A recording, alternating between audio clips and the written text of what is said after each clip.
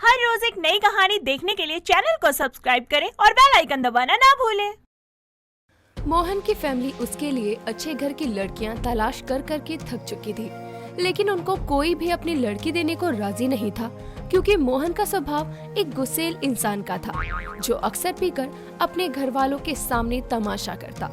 बावजूद इसके उसकी माँ कांता और पिता भानु उसकी शादी करवाना चाहते थे, जिसके लिए एक दिन वो दोनों आपस में बातें करते हुए कहते हैं, जैसा मोहन का स्वभाव है भाग्यवान, मुझे नहीं लगता कि उसको कोई लड़की मिलेगी। लेकिन हम उसको अकेले भी तो नहीं छोड़ सकते। कल को हम नहीं होंगे तो उसको कौन संभालेगा। मैं क्या कहती हूँ, जब ढूंढने से लड़की नहीं मिल रही तो क्यों ना खरीद कर ले आए। तुम पागल हो, बहू लानी है, घर में कोई सामान नहीं जो खरीद कर ले आए। अरे आप समझ नहीं रहे, यूपी बिहार साइड में लड़कियां खरीदने का रिवाज है। जब अच्छे घर के लड़कों को लड़कियां नहीं मिलती तो वो यही करते हैं, लड़की खरीद कर उससे शादी कर लेते हैं। इससे लड़की के माँ बाप को पैसा मिल जाता है और लड़के के परिवार को एक अच्छी बहू। अच्छा, लेकिन कोई सामने से तो आएगा नहीं कि मुझे अपनी बेटी बेचनी है। एक तो ये खरीदने और बेचने की बात ही कितनी अजीब है। आप उसकी चिंता मत करो, मैं खुद पता करती हूँ। कांता और भानु बातें कर ही रहे थे कि तभी मोहन बाहर से घूमकर घर आता है। आ गया बेटा? हाँ आ गया। तो क्या नहीं आना था? और बेटा बेटा ना मत कहा करो, बेटे के लिए लड़की तो ढूंढ नहीं पा रहे, बेटा बेटा करते हैं। अपनी हरकतें बदलेगा तो तुझे कोई अपनी लड़की देगा। ऐसा है ना, मुझसे फालतू मत बोलो, ठीक है? कमरे में जा रहा हूँ, वहीं आकर मुझे खाना दे दो। मोहन इतना बोलकर अपने कमरे में चला जाता है और उसका ये बर्ताव देखकर अब उसके माता पिता को लगता है कि चाहे कैसे भी उसकी जिंदगी में कोई लड़की आ जाए, लेकिन उसको बदलने के लिए उसकी शादी होना जरूरी है। जिसके लिए कांता अपने कुछ रिश्तेदारों में से ये बात फैला देती है कि उनको अपने बेटे के लिए लड़की चाहिए, चाहे पैसे देकर ही मिले। और एक शाम कांता को उसके यूपी में रहने वाली एक दोस्त माला का कॉल आता है, जो उसे बोलती है, कांता, मैंने सुना है तू अपने बेटे के लिए लड़की ढूंढ रही है पैसों में। हाँ माला, सही कहा। मेरे बेटे में थोड़ी बुरी आदतें हैं, जिसके चलते रिश्तेदारी में तो कोई उसको अपनी लड़की नहीं दे रहा, तो इसीलिए अब यही रास्ता है। हाँ ये तो है। अच्छा सुन, मेरी नजर में है एक लड़की, उसके माँ बाप बहुत गरीब हैं और वो अपनी बेटी की शादी तो कर नहीं पाएंगे, लेकिन पैसे मिलने पर तुझे सौंप देंगे। ऐसा है तो बहुत अच्छा है, मैं कल ही तेरे पास आती हूँ इनको और मोहन को लेकर। तू आज उन लोगों से बात कर लियो। कांता शाम को अपने पति और बेटे को इस बात के बारे में बताती है, जिस पर मोहन बोलता है, मुझे तो शादी करनी है, फिर चाहे बहू खरीद कर ही क्यों ना लाई हो आप। चलो एक काम तो अच्छा किया आपने, चलते हैं कल।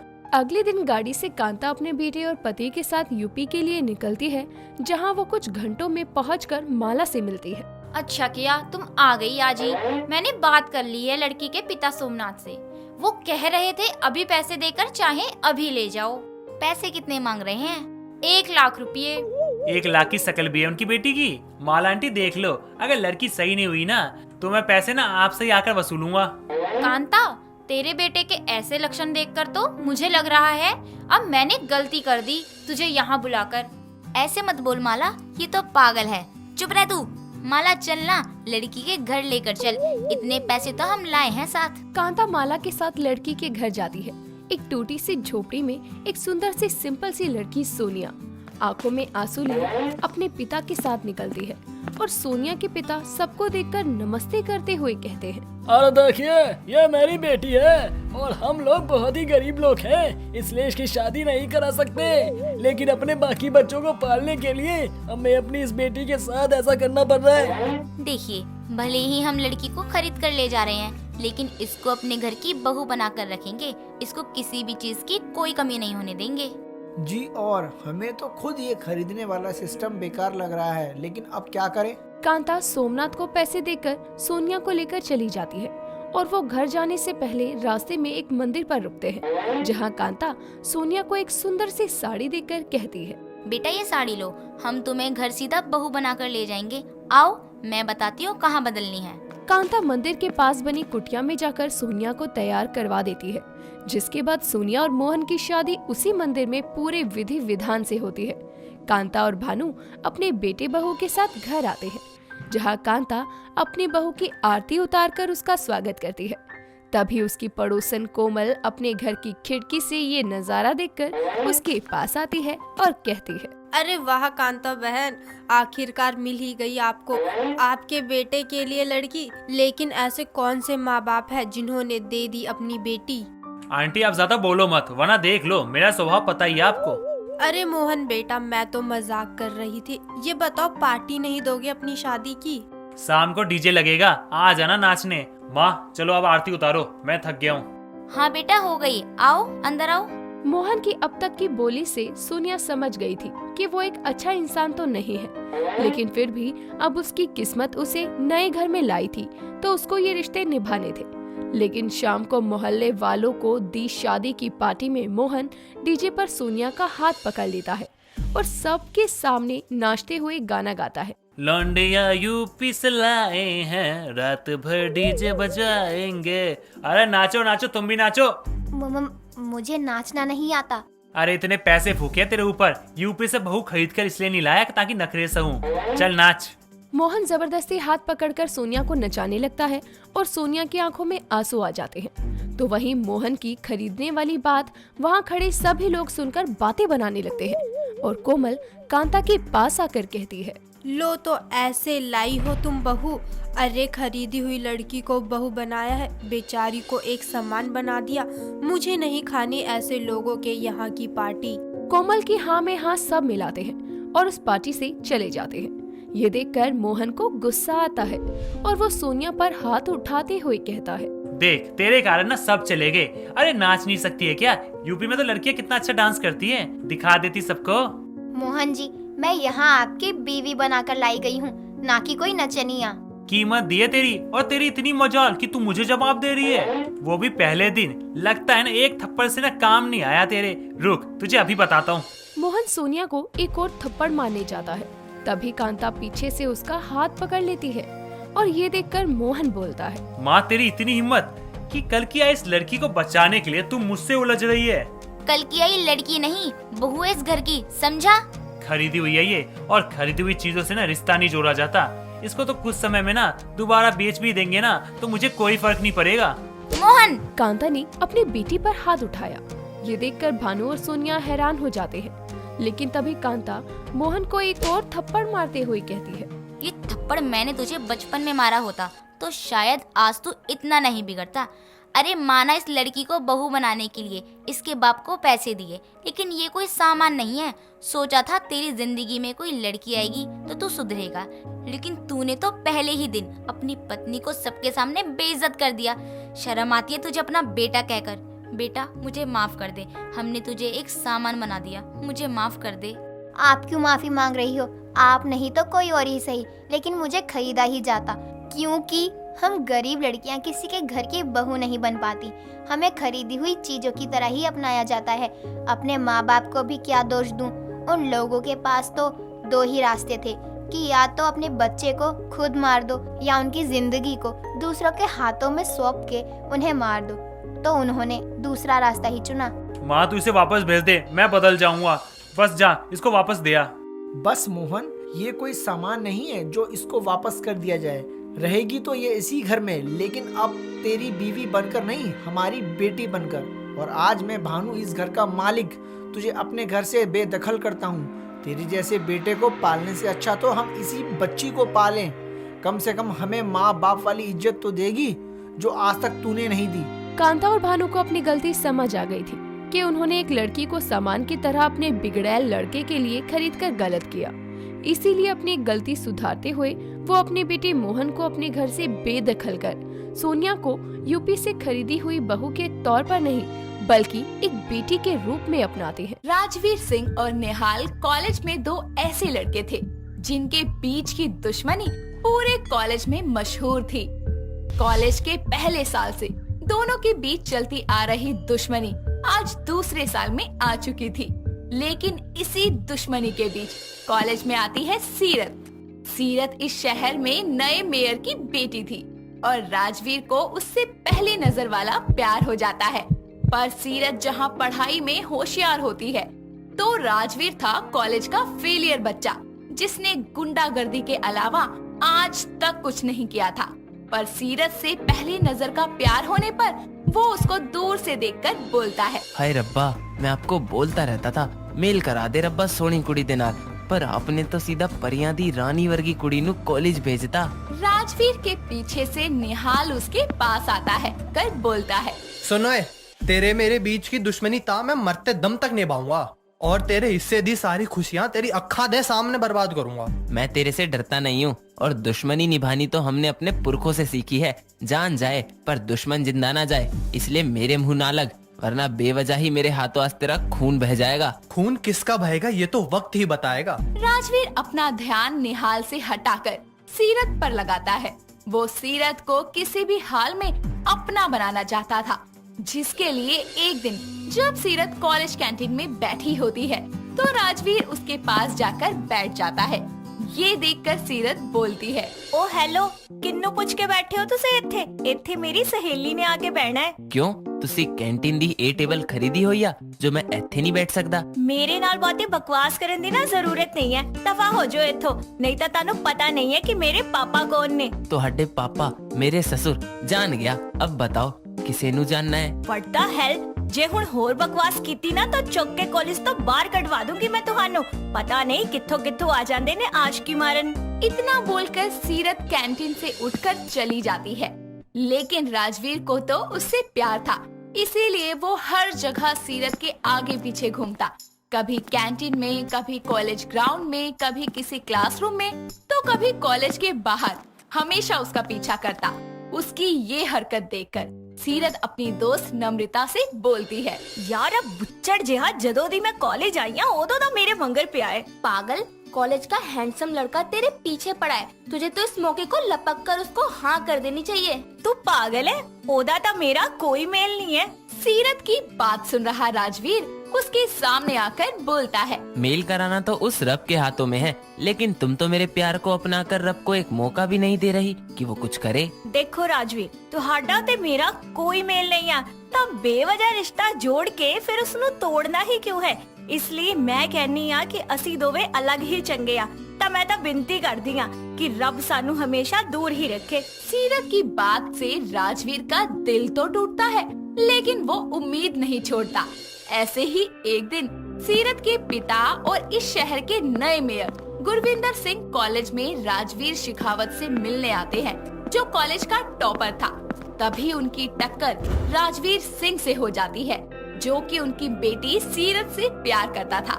उससे टकराने के बाद वो उससे माफी मांगते हुए बोलता है, माफ करना बेटा जी, मैं थोड़ा जल्दी में था।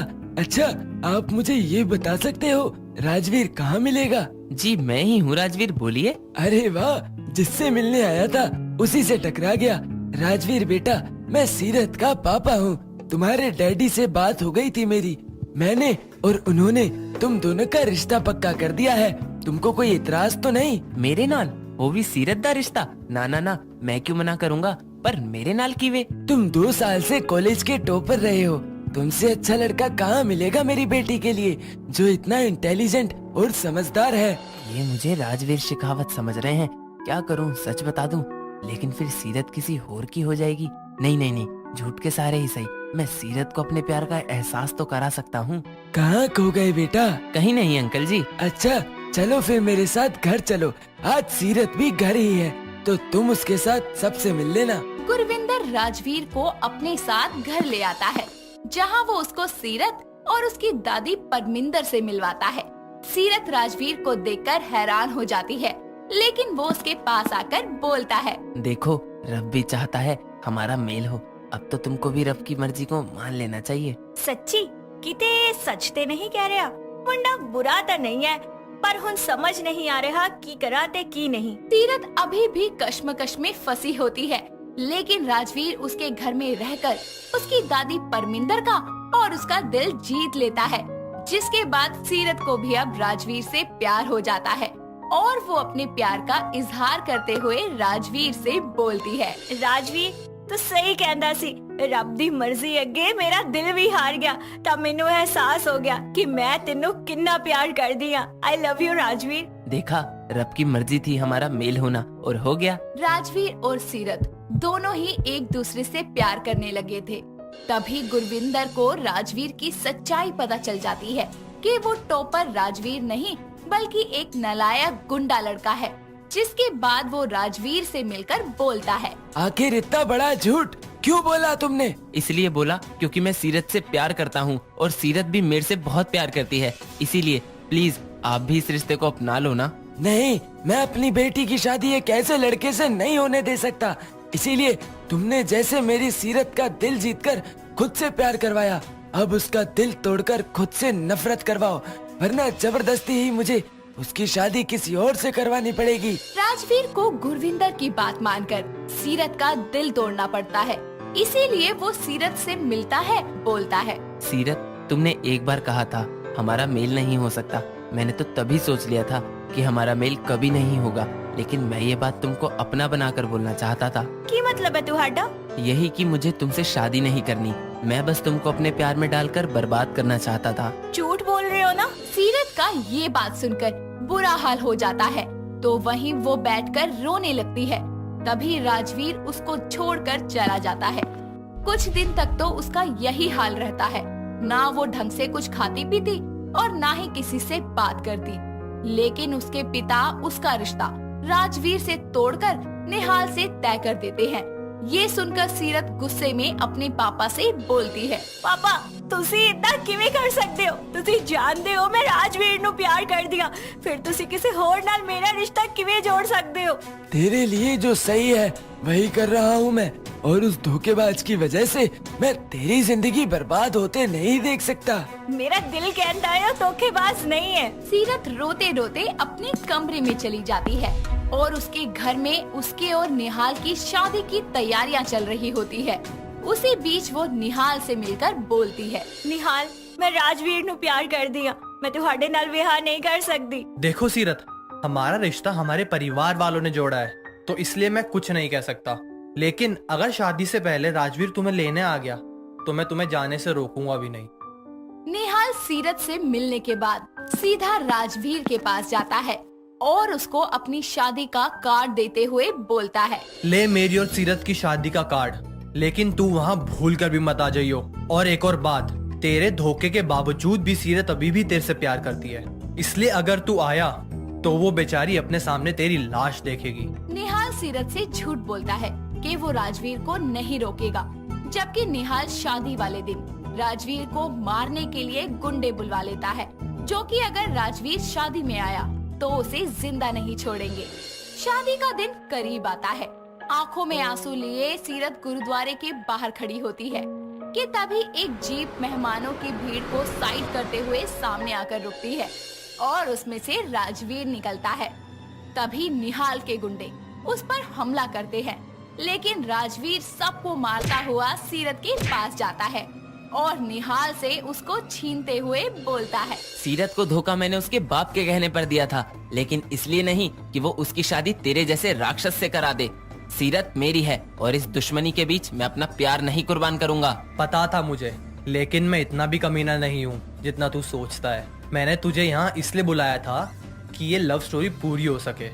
और सुन, जिस चीज पे मेरा हक नहीं होता है ना, मैं उस चीज पे लड़ता भी नहीं हूँ। इसलिए जा ले जा अपनी सीरत को, लेकिन ये ना सोची कि तेरी मेरी दुश्मनी खत्म होगी है। निहाल ने दुश्मनी भी बड़े शान से निभाई और आज उसकी बदौलत राजवीर और सीरत एक हो गए, जिसके बाद उन दोनों की खुशी के लिए गुरविंदर ने भी अपनी बेटी की शादी राजवीर से करवा दी और इस तरह रब ने इन दोनों का मेल करवा ही दिया।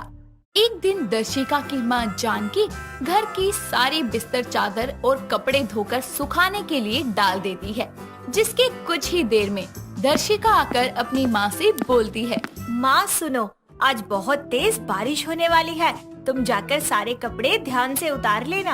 अरे तू बड़ी मौसम वैज्ञानिक हो रही है, इतनी कड़ी धूप में भला बारिश कहाँ से आएगी? जा जाकर अपने काम कर, माँ को आई सिखाने के लिए। जानकी दर्शिका की कही बातों पर ध्यान नहीं देती और जाकर सो जाती है।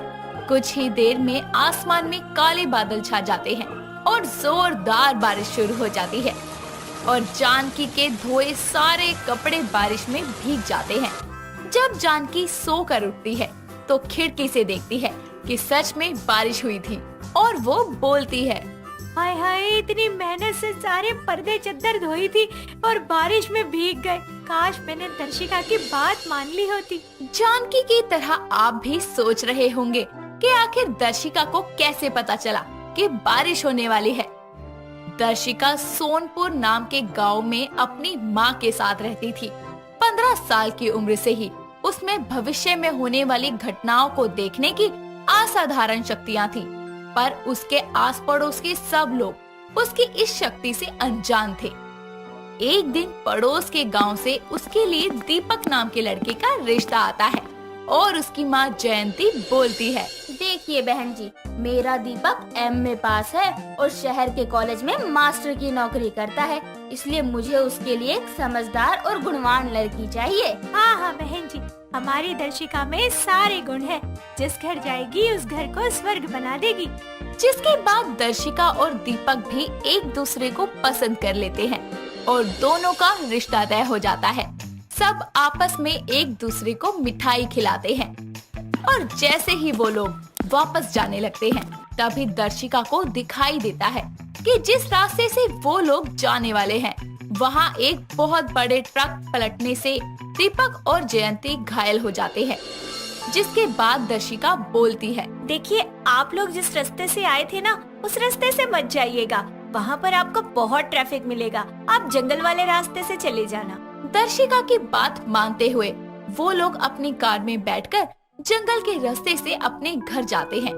जिसके बाद जयंती और दीपक टीवी में देखते हैं कि जिस रास्ते से वो लोग आने वाले थे, वहाँ एक ट्रक पलटने के कारण बहुत बड़ा हादसा हो गया था। ये खबर देखकर दीपक बोलता है, अच्छा हुआ माँ कि हमने दर्शिका की बात मान ली, वरना आज तो पता नहीं हमारा क्या होता। हाँ सही कह रहा है तू बेटा, इसका मतलब ये लड़की हमारे घर के लिए बहुत शुभ है। जिसके कुछ दिन बाद ही दर्शिका और दीपक शादी के बंधन में बंध जाते हैं और ससुराल में दर्शिका अपनी सारी जिम्मेदारियों को अच्छे से संभाल लेती है। ऐसे ही एक दिन वो किचन में रोटियां बना रही होती है, तभी वो देखती है कि हॉल में उसकी सास को टीवी की तार से करंट लग रहा है। तभी वो भागते हुए हॉल में जाती है और अपनी सास को टीवी ऑन करने जाता देखकर जल्दी से उसे धक्का देती है। जिस पर जयंती बोलती है, अरे ओ बहू, तेरा दिमाग तो ठिकाने पर है ना? कितनी जोर से धक्का दिया तूने मुझे, लग जाती तो। माँ जी, शायद आपने देखा नहीं कि टीवी का तार बीच में से टूटा हुआ था। अगर आप उसे छूती तो आपको करंट लग सकता था ना। हाय राम, बहू अगर आज तू मुझे धक्का नहीं मारती तो मेरा तो राम नाम सत्य हो जाता। जब तक मैं आपके पास हूँ आपको कुछ नहीं होगा। इतना बोलकर दर्शिका किचन में चली जाती है और उसकी सास सोचते हुए खुद से बोलती है, पर बहू तो किचन में थी, फिर उसे कैसे पता लगा कि मैं टीवी ऑन करने वाली हूँ? इस घटना के बाद जयंती को दर्शिका पर थोड़ा शक तो होता है, पर वो इस बात पर ध्यान नहीं देती। ऐसे ही दिन बीतते जाते हैं और एक दिन वो अपनी सास के साथ बाजार जाती है, जहाँ उन्हें उनके पड़ोस में रहने वाली रीना आंटी मिलती है और बोलती है, जयंती क्या बात है, आज बहू के साथ खरीदारी करने निकली है? हाँ मैंने सोचा अभी बहू नई नई आई है तो इसे कहीं बाहर घुमा ले चलती हूँ, सो इसे अपने साथ बाजार ले आई। दोनों आपस में बातें कर ही रही होती हैं कि तभी दर्शिका को दिखता है कि रीना आंटी एक केले के छिलके पर फिसलकर गिर जाती है, जिससे उनके पैरों में गहरी चोट आती है। ये सब देखकर दर्शिका सोचने लगती है कि वो रीना को जाने से कैसे रोके। जिसके बाद वो बोलती है, आंटी जी, मैंने माँ जी से सुना है कि साड़ियों के मामले में आपका कोई जवाब नहीं है। आपकी पसंद मोहल्ले में सबसे अच्छी है।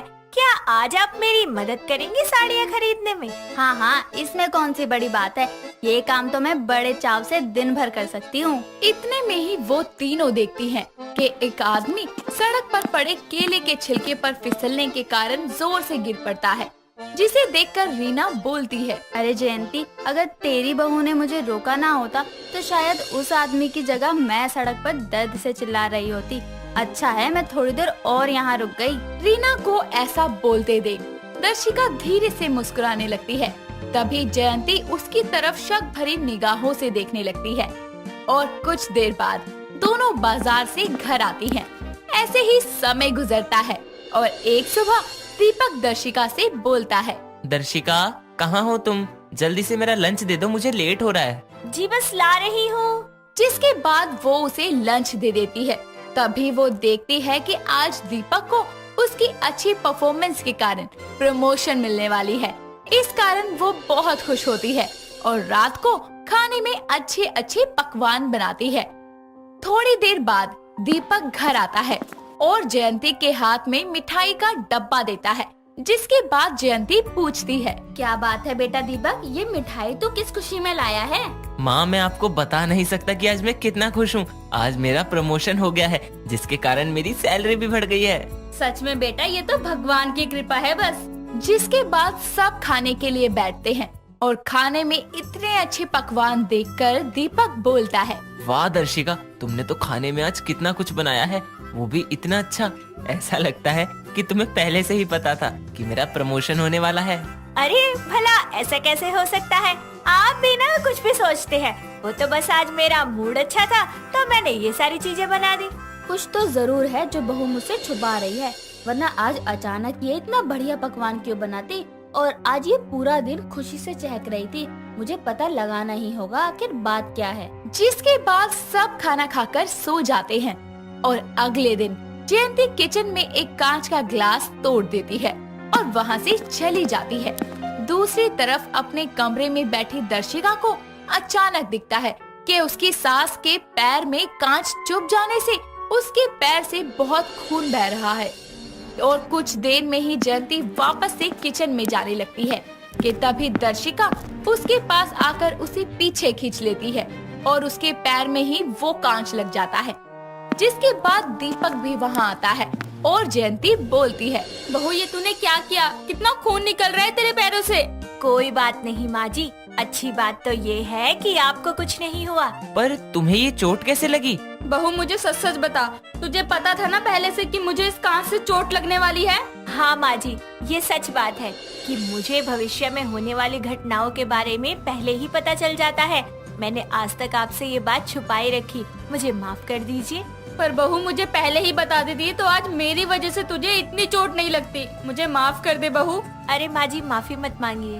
दर्शिका के सब कुछ बताने के बाद दीपक उसे अपनी गोद में उठाकर हॉल में ले जाता है और उसकी चोट पर पट्टी बांध देता है और दर्शिका अपने पूर्णाभास की शक्ति से हमेशा अपने आसपास के लोगों की मदद किया करती। शाइना अपने कॉलेज के ग्राउंड में सभी दोस्तों के बीच खड़ी होकर बड़े ही शायराना अंदाज में बोलती है, तेरा प्यार पाने के लिए मैंने कितना इंतजार किया, तेरा प्यार पाने के लिए मैंने कितना इंतजार किया और उस इंतजार में न जाने कितनों को प्यार किया। उसकी ये शायरी सुनकर सब खिलखिलाकर हंसने लगते हैं और उसके सभी दोस्त बोलते हैं, वाह वाह वाह वाह, क्या मस्त शायरी बोली है यार। ये ना आजकल के लड़कों पर सूट करती है। हाँ, आजकल की लड़कियां तो जैसे एक से ही चिपक कर रहती है। अबे तुम दोनों शांत हो जाओ। मुझे लग रहा है कि तुम शायरी का मजा तो लोगे पर आपस में ही बहस करने लग जाओगे। चलो इसी बात पे सुनो, ना इश्क करो झूठा ना प्यार करो फर्जी। ए विकी, ध्यान से सुनना, ना इश्क करो झूठा ना प्यार करो फर्जी। अच्छा, और आगे? आगे मैं बिल्कुल नहीं बताऊंगी, मेरा शेर मेरी मर्जी। इतना कहकर वो हंसते हुए भागने लगती है और विकी और टीना भी उसके पीछे भागते हैं। शाइना एक खुश मिजाज और चुलबुली सी लड़की थी। उसे शेर और शायरी करने का बहुत शौक था। ना ना ना ना, लिखने का नहीं, बस दूसरों के लिखी हुई बोलने का और शायरी करना ही उसका पहला प्यार था। बिना शायरी किए तो उसकी कोई बात पूरी ही नहीं होती थी। ऐसे ही एक दिन जब वो अपने घर से कॉलेज जा रही थी, तब भी जोरों से हवा चलने लगती है और शाइना का दुपट्टा उड़कर लहराते हुए बाइक पर बैठे अमित नाम के लड़के के मुंह पर जाता है। लड़की का दुपट्टा देखकर ना हो जाना नशे में चूर, इन जालिम हवाओं ने किया है इसे हमसे दूर। जी, ओ तो ये दुपट्टा आपका है? जी, अब आप इसे मुझे लौटाने की जहमत करेंगे? जी हाँ हाँ, बिल्कुल ले लीजिए। इतना कहकर वो उसे उसका दुपट्टा लौटा देता है और शाइना मुस्कुराते हुए वहाँ से चली जाती है। अमित उसे देखता ही रह जाता है। कुछ दिन बाद उसे पता चलता है कि शाइना उसी के कॉलेज में पढ़ती है।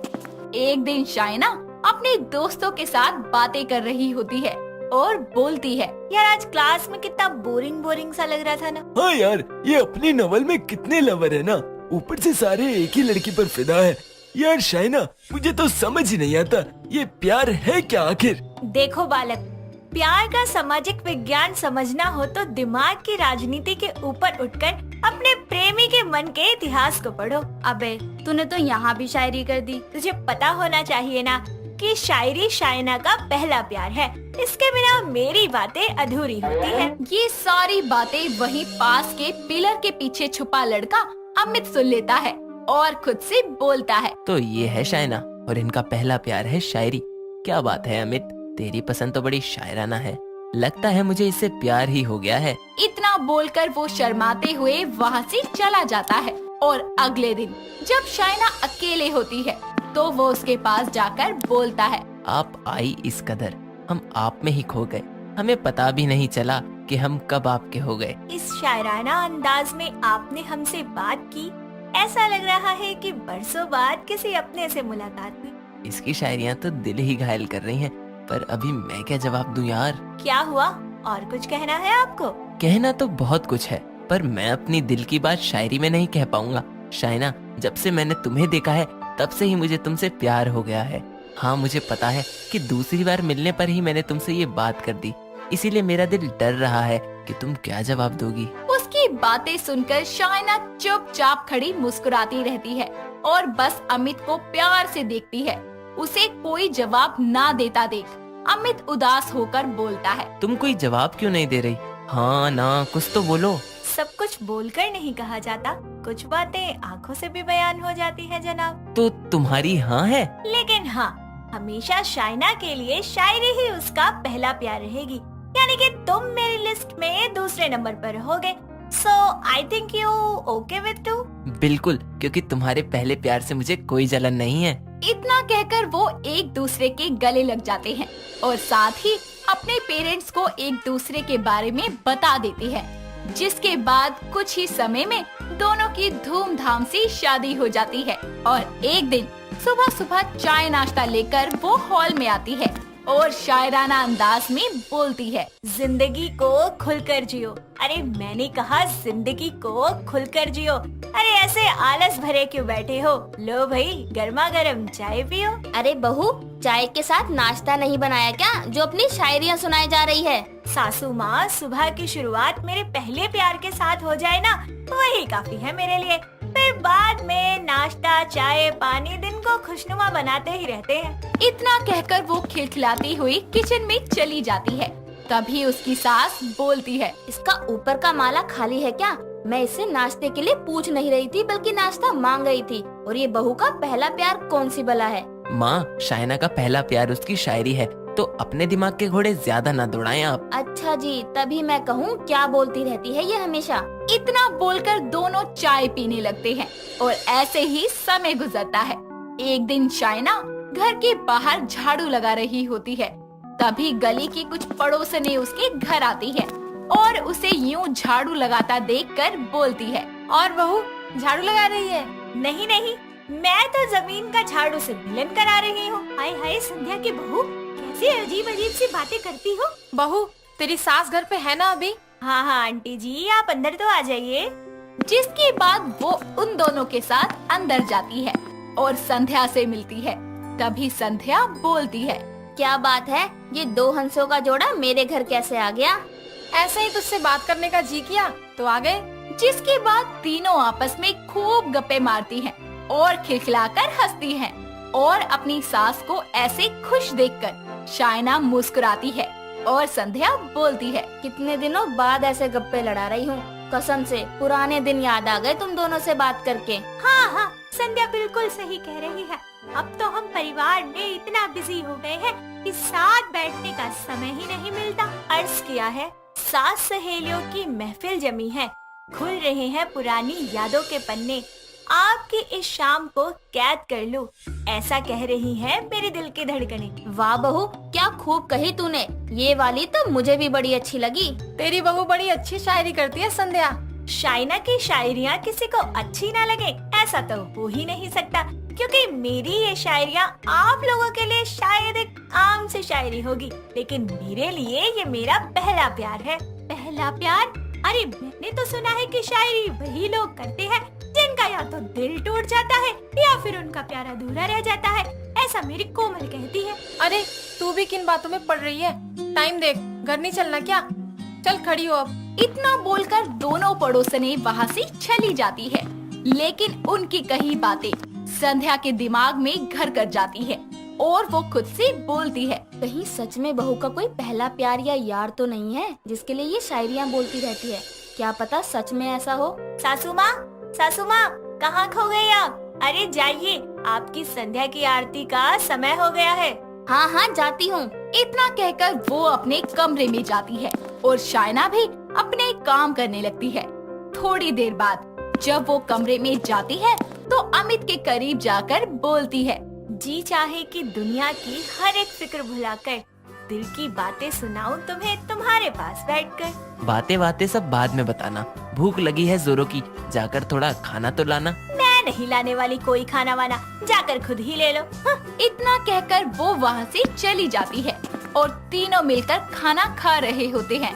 तभी उसकी सास संध्या बोलती है, बहू एक बात तो बता, ये शायरी सच में तेरा पहला प्यार है या अपने पहले प्यार के लिए तू ये शायरी करती है? ये कैसा सवाल हुआ सासू माँ? जरूरी थोड़ी ना है कि कोई प्यार के लिए ही शायरी करे। हाँ माँ, और वैसे भी शायना तो प्यार से ज्यादा फनी शायरियाँ बोलती है। हाँ ये तो है। चल बहू इसी बात पर कुछ हो जाए। अरे सासू माँ, नेकी और पूछ अभी सुनाती हूँ। तेरे प्यार की रोशनी ऐसी है कि हर तरफ उजाला नजर आता है। सच में? तेरे प्यार की रोशनी ऐसी है कि हर तरफ उजाला नजर आता है। सोचती हूँ घर की बिजली कटवा दो, कमबख्त बिल बहुत आता है। वाह ये वाला मस्त था। हाँ ये सुनकर दोनों सास बहू बहुत हंसती हैं और अमित का मुंह बन जाता है। और ऐसे ही शायना अपने परिवार के साथ जिंदगी में आगे बढ़ती है। पीहू बहुत ही सुंदर और पढ़ी लिखी लड़की थी, लेकिन वो जहाँ भी जाती सारा काम बिगाड़ के रख देती। ऐसे ही एक दिन दिवाली की शॉपिंग करने के लिए वो पटाखे लेने जाती है, जहाँ उसे उसके कॉलेज की फ्रेंड मीना मिलती है। मीना पीहू को चिढ़ाते हुए बोलती है, अरे तू यहाँ कैसे? तू क्या करेगी पटाखे खरीद कर?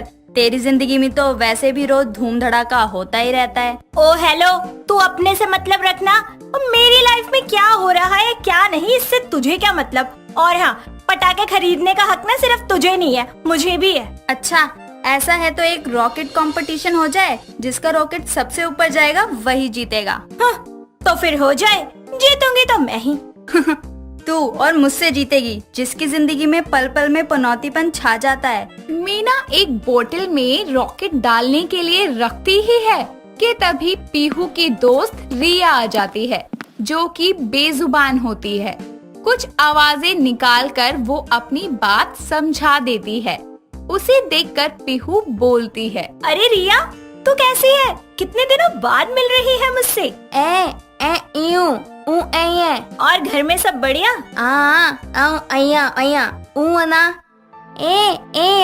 अरे छोड़ ना यार, ये अभी मिल गई और फिर से फालतू में पनौती बोल रही है। रिया की ये आवाज सुनकर मीना हंसने लगती है और बोलती है, वैसे पीहू तेरी दोस्त का स्पीकर फटा हुआ है और उसे सुनने में बेहद मजा आता है। ए आ उली उली। तेरी हिम्मत कैसे हुई रिया का मजाक उड़ाने की? तेरी तो। गुस्से में पीहू उस बोतल पर लगे रॉकेट को जला देती है, लेकिन वो उड़ता नहीं है।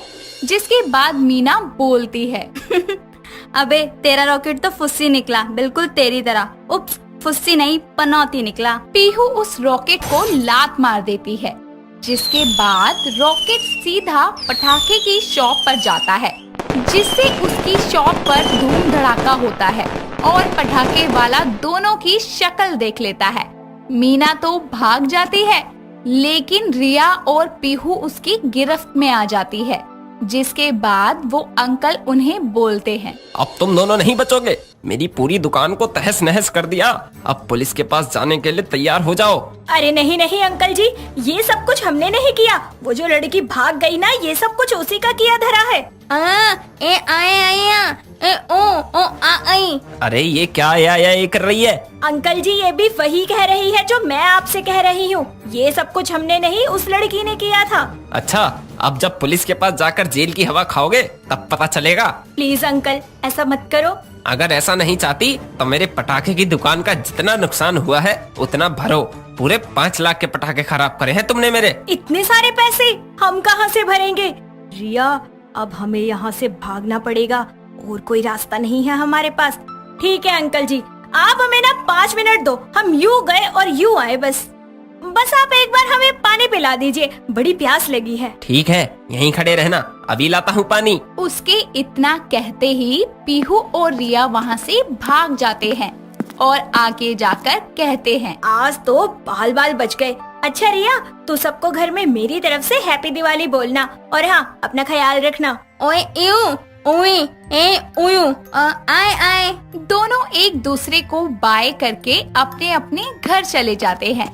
घर पर उनकी मम्मी ने एक थाल में बहुत सारे दीपक जला के रखे होते हैं, जो कि वो मंदिर में रखने वाली होती है।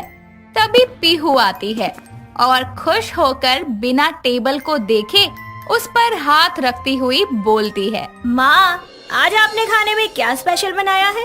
वो इतना बोलती ही है कि उसके हाथ लगने से टेबल पर रखी दीपक की थाली गिर जाती है और शोर सुनकर उसकी माँ ममता आती है और बोलती है, हे भगवान, ये लड़की क्या करती है? सारे घी के दीपक खराब कर दिए मेरी तो दिवाली की पूजा असफल हो गई, पनौती कहीं की। ममता की कड़वी बातें सुनकर पीहू उदास होकर अपने कमरे में चली जाती है और खुद से बोलती है, क्यों भगवान, आखिर आप बार बार मुझे ये एहसास क्यों दिलाते हो कि मैं एक पनौती हूँ? जहाँ जाती हूँ सबका काम बिगड़ जाता है। अरे मैंने आपका क्या बिगाड़ा था? बस एक रिया ही है जो मुझे समझती है। जा रही हूँ मैं उसी के पास। ये बोलकर वो रिया के पास जा ही रही होती है कि रास्ते में उसे एक पंडित दिखता है और वो उससे बोलता है, पुत्री, तुम बहुत ही विकराल परिस्थिति में हो, मैं भली बाती जानता हूँ। ये आप कैसे जानते हैं? मैं जानता हूँ, मुझे दूसरों के जीवन में चल रहे समय की